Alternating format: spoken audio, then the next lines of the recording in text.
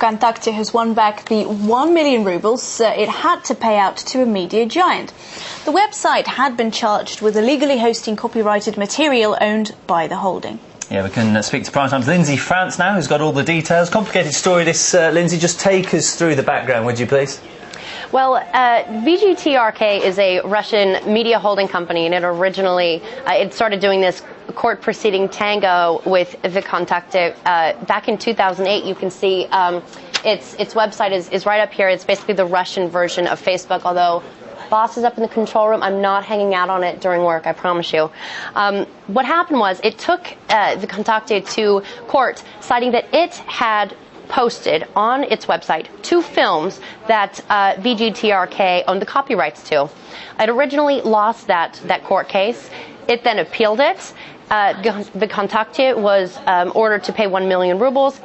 VKontakte then appealed that, and now it gets to get that money back. So pretty much one of the biggest problems that's happening right now with media holding companies and with social networking sites and even sites like Google is that who's responsible for stealing essentially the information away from the copyright holders. And one of the things that VGTRK cited was after it lost its original court case against VKontakte, Rambler.ru was taken to court and had to pay 50,000 rubles to another copyright holder for having a video clip of a band on its website.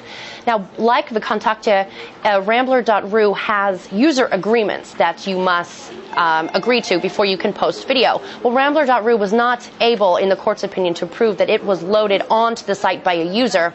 But in this case, VKontakte was able to prove that, and so it gets its money back. Next up for these two, though, is another court proceeding, a court of arbitration, and we'll see how high up it goes. But for these two, they're going to take it to the bitter end, both citing that it is the other's responsibility to keep an eye on those copyrighted forms of media. I see.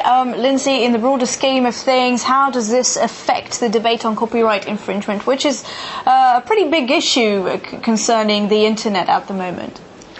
Yeah, most recently, 5 of the major Russian search engines, Yandex.ru, Google Russia, and those, and VKontakte, wrote an open letter saying that to the government, saying that they want these copyright holders to play a more active role with them, working as a team to stop copyright infringement instead of being looked at sort of as the bad guy.